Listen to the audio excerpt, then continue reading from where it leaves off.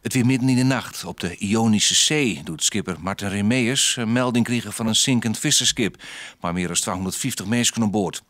Na een oerenvaarten kwamen ze bij het skip aan.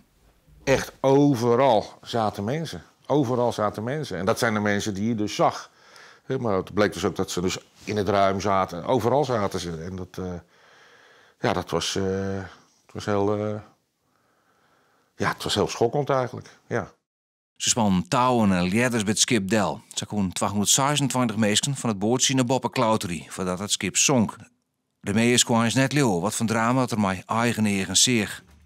Maar ja, het gaat er niet helemaal in. Dat je denkt van, dit is zo onwerkelijk.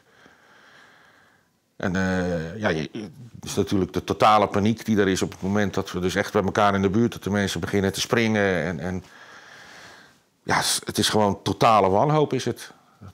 Dat is dus wel, dat is wel te zien ook aan de mensen, ja. Skipsrampen met boordvluchtelingen binnen weer bot in het Nijs. En dat is lastig voor de skipper. Confronterend. Nou ja, dat het wel altijd, hoe zeg je dat?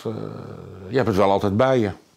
Dus, en dat zijn soms goede gevoelens en soms verdrietige gevoelens. Maar ja, goed, als je dan weer op de televisie of de radio of de krant er weer iets over leest, dan denk je, ja.